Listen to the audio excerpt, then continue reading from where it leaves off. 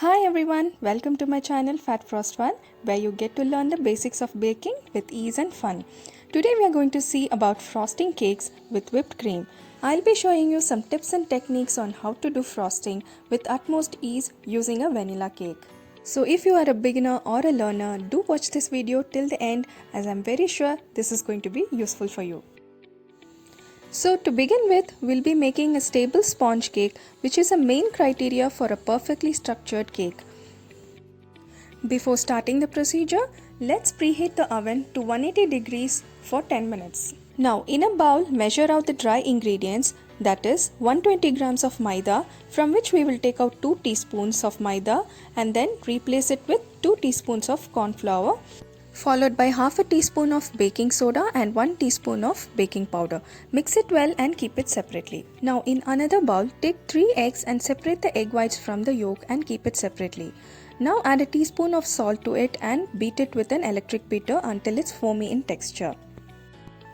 Add 110 grams of granulated sugar in 3 batches until it's blend well with the egg whites. The idea here is to create air pockets in the cake batter, which when baked gives a really spongy and smooth texture for the cake. I have already made an exclusive video of cake sponge, which I will give the link in the description box along with the ingredients and measurements. Do feel free to check it out as well. Once the egg whites reach the soft peak part, we'll be adding the egg yolks one by one and blending it with the blender in slow mode. To avoid getting that egg smell from the cake, at this point we'll add vanilla essence to the batter and once again mix in slowly on low speed, followed by 22 ml of vegetable oil, and once again mixing slowly in low speed. Now we'll be adding the dry ingredients to the batter in 3 batches and we'll be mixing it slowly with the blender for not more than 30 to 40 seconds. Make sure to use a sifter while adding the dry ingredients to prevent any lumps in the cake. Do not rush or overdo it because you are looking for a soft and spongy cake, so do it very slowly and carefully. Before mixing the last batch of dry ingredients, add 33 ml of milk and blend it together. Now stop the blender and do the rest of the mixing part with the spatula in cut and fold method. Pour the cake batter in 6-inch tin lined with parchment paper and bake at 180 degrees for 30 to 40 minutes. Once the cake is baked, let it cool it on a cooling rack and close the tin with a lid to avoid drying. Meanwhile, if you have the whipping cream in the freezer, take it out at this point and let it melt while it's cooling down. Now the cake has cooled really well. We'll be removing it from the tin with the help of knife or spatula, and what you're left with is a beautiful sponge cake which smells absolutely delicious. Now we have to slice this cake into 3 equal sized slices. If you have a cake leveler like this, it will be easy for you to measure it out and slice it into even sizes. But if you don't have, don't worry, you can use a scale also to measure it out and cut it into equal size slices. I'll show you how to do that.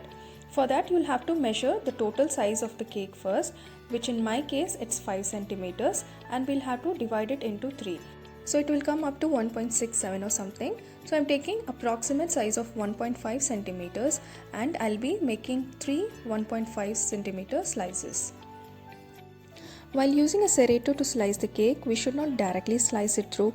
Instead, make a split with serrator around the cake first and then run through the serrator to get an evenly shaped slice.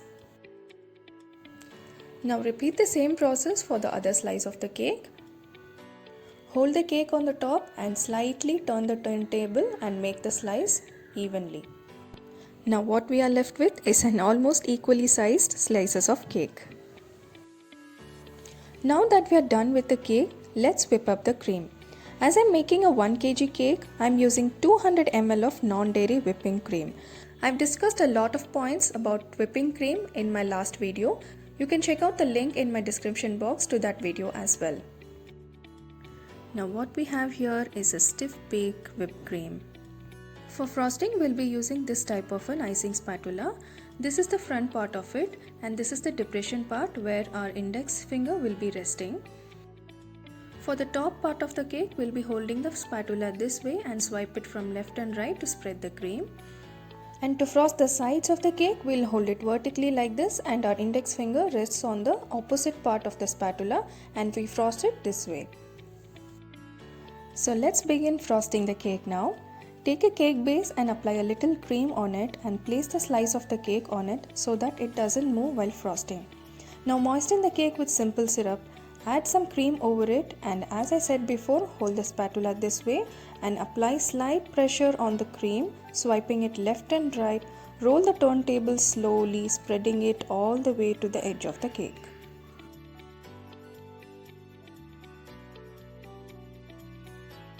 Smooth it out neatly and evenly.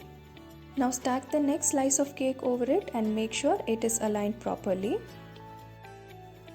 Initially when you're doing frosting, it might be a bit challenging for you. So I will show you a way in which you can practice frosting very easily. Take a piping bag, cut the tip of it to about half a centimeter and fill it with cream. Now giving slight pressure to the piping bag and turning the turntable make swirls like this. Once you're done making the swirls till the edge of the cake, smooth it out with a spatula like this. And just like that, you have a neat and even finished frosting. Isn't it amazing? While making a cake, not only should it look beautiful outside, but inside as well. And to get that, we should make sure we have evenly sliced cakes and evenly frosted cream as well. Once we have stacked all the slices, it's time for crumb coating. Coat a thin layer of cream on top and sides of the cake and cover all the crumbs and gaps within. Once crumb coated thoroughly, clean the cake base and refrigerate the cake for at least 2 to 3 hours before doing the final frosting. This is really an important part in getting that neatly finished cake. After 2 hours, take the cake from the fridge and start doing your final coating. I'm using the piping bag method for the final coating as well, just to show you how it turns out for the final coating. Make swirls like this from the bottom all the way to the top, turning the turntable slowly like this. Make sure not to cut the tip of the piping bag very big, otherwise you'll be losing more cream.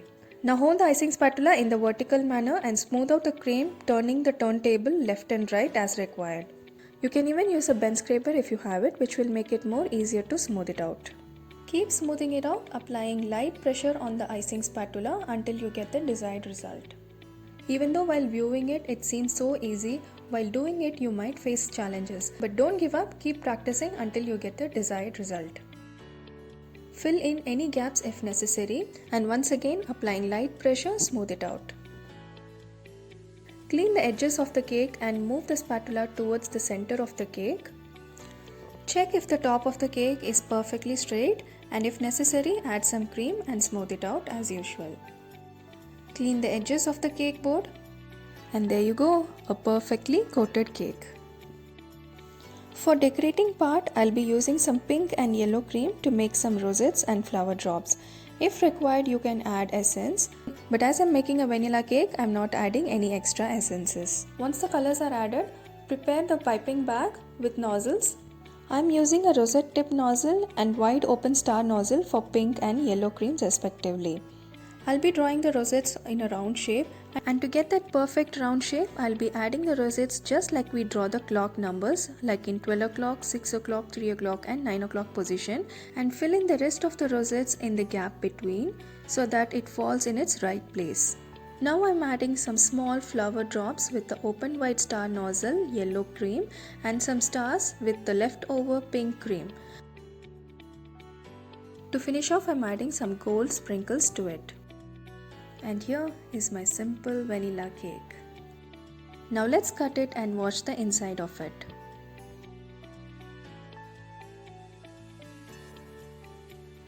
Look at that, isn't it really beautiful? The cake slices and the cream in its perfect proportion. So this is how a perfect cake will look like. So that was all about vanilla cake and frosting, friends. Hope you found this video useful. Do give it a like if you enjoyed it. See you in my next video. Bye bye.